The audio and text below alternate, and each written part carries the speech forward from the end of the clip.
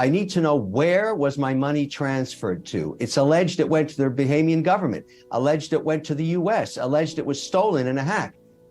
I don't know any of that yet, and I want the facts. And so if you tell me that you did or didn't do something, I'm going to believe you until I find out it's a falsehood.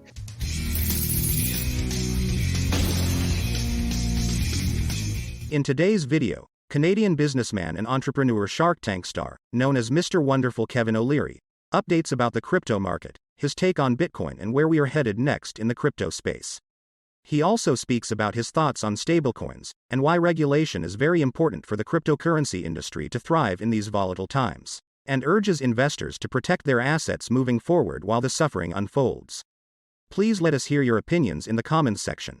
Let's dive into his last interview now. When you think about what has taken place with FTX and what we've heard from Sam Bankman-Fried to this point, do you believe that he committed fraud or misled over that time? The answer is I don't know yet, and I've said that from the beginning. The point is we don't have any facts. We have a lot of hysteria. We have an angry mob crowd. We have a lot of conjecture. We have a whole lot of stipulations that no one can basically has any basis to make claims on. And my problem, and the way I'd like to deal with it, and the way I'm going to deal with it is, look, for full disclosure, I'm a shareholder in FTX International, a shareholder in FTX US, and I have corporate accounts on the FTX platform. Here's how I'm going to deal with this. I want full transparency of every transaction in my account, which has been swept clean. Millions of dollars are missing. There is no accounting records there. There's no conversion records. There's nothing. Now, when this occurred was middle of Saturday afternoon 2 weeks ago, when the company filed for bankruptcy in 101 locations plus. And so somebody is controlling that server. And for the sake of all of us as institutional investors who require this data for our taxes, for our compliance, for our accounting, for our reconciliation, we need the servers turned back on so we can see this information. I'm not saying open the exchange or operate it. I don't care about that. What I care about is being able to forensically audit every single transaction that occurred in my account. And then we'll have the answer of who did what and where and when, because one of the remarkable situations about this financial collapse, different to Enron, different to Lehman Brothers, different to Bear Stearns, is that 90+% of these transactions are on chain. Mm-hmm. They are irrevocable. They cannot be changed. They're on the public record forever, probably on AWS servers right now. In addition to every dollar wired into those accounts, whether they be SWIFT or Fed wires or ACH transfers, that's all reconcilable. So by the time this is over, and you ask me what Sam Bankman-Fried did, we'll know. It'll be totally transparent. And until then, I'm not joining the herd. I'm just waiting for the facts. That's what I'm doing. He didn't knowingly commit any wrongdoing. I guess I wonder what has you still coming to his defense when you've lost millions of dollars on this investment and when so many people have lost money here? Because I am of the ilk and the, of the group of people that says you're innocent till proven guilty. That's what I believe. And I want the facts. And so if you tell me that you did or didn't do something, I'm going to believe you until I find out it's a falsehood. What we have now is everybody on earth raging against this guy, Sam Bankman-Fried, saying he's a fraudster, he stole the money, he took it to his own account, it's hidden somewhere. How does anybody know that if we have no way to audit it? How can anybody make that claim? Are they not as baseless as what Sam Bankman-Fried is saying until we have the facts? That's all I'm saying. And I think Ackman's in the same camp. I want the facts. That's all. I don't think that's asking too much. And frankly, I can't retrieve my money until I know where it is. And that's the first thing I need to know. I need to know where was my money transferred to. It's alleged it went to the Bahamian government, alleged it went to the US, alleged it was stolen in a hack. I don't know any of that yet. And I want to know where it is because I've told all of my lawyers, keep your phasers on stun until we have facts. Then we're going to get that money back. That's exactly what's going to happen. I'm not the only institution in this situation. We all want our recovery path. We need a recovery path, but we don't have one. Kevin, yeah, there is a lot still to be explored here, but what would you say to the people who are not seeing their money right now, the people who have invested their savings into this company who now don't know where that money is? I'm one of them. That's exactly what happened to me. And I intend to fix it. I'm going to go after that money. I want it back. I have the resources to do it. I'm very fortunate. I have millions of followers. I'm going to take them on the journey. I'm going to get the money back. That's what's going to happen. And where the chips fall, I have no idea. Who's going to jail? I have no idea. Who was fraudulent? I have no idea. But I will find out. I can tell you that, because this is 100% auditable. 100%. I don't care if it takes 3, 4, 5, 6, 7 years, doesn't matter to me. You can't take my money and expect me to do nothing. I go after it, just as other institutions will do the same thing.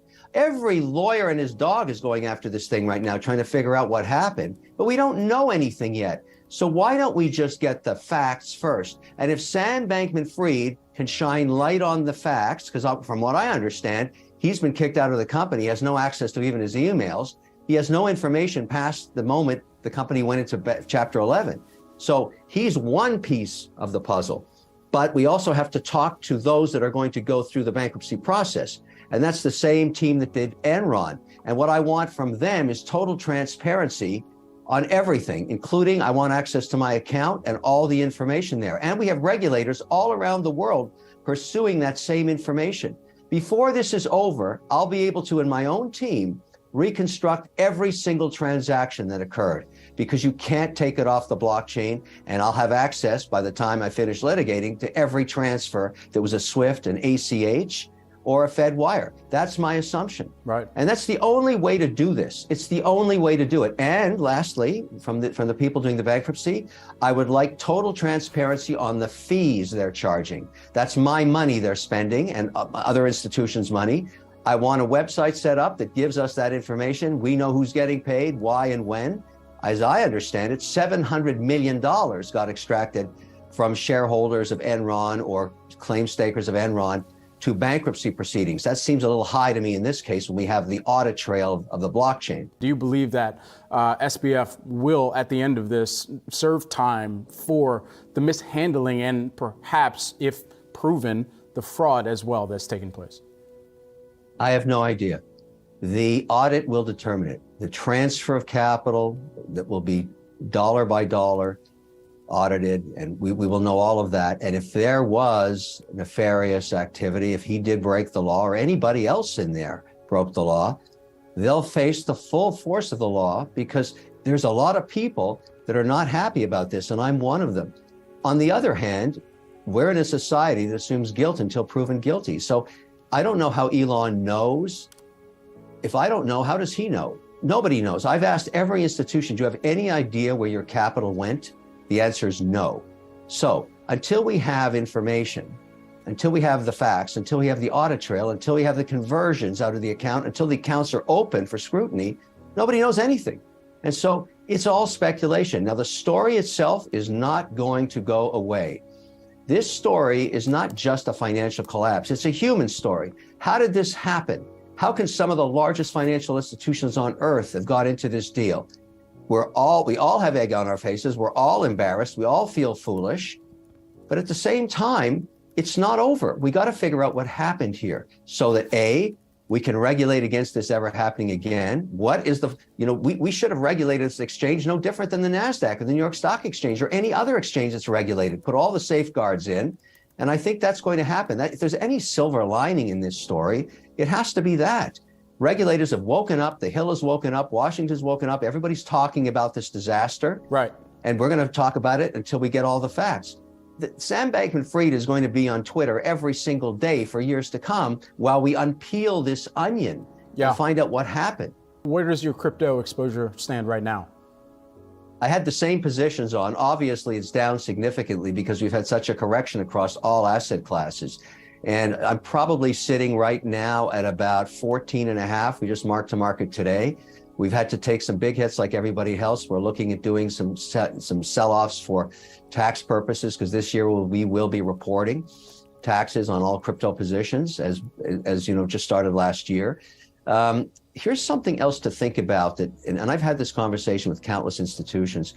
There is such a close correlation between 5 different tokens and level 1, level 2 chains that you don't need to own 30.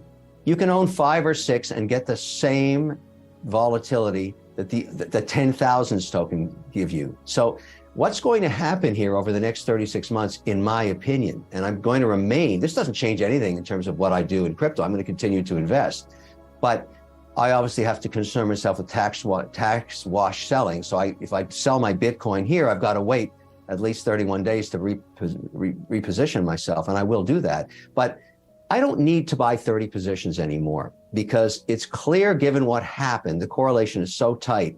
So I predict tremendous pressure on tokens that have no utility, no value, no merit, no use, no app. They're all going to go away. And so what we're going to get is a much cleaner, a much more correlated, a much more productive crypto environment. And much of it will accrue to the big platforms, Ethereum and Bitcoin, probably Polygon, which makes Ethereum more efficient. But you really don't need much more than that. And that's what I think you're going to see happen to this sector, a very tight correlation to just a few names. However, if we get regulation, particularly around stable coins, it will bring a lot more capital into the space, into a lot fewer names.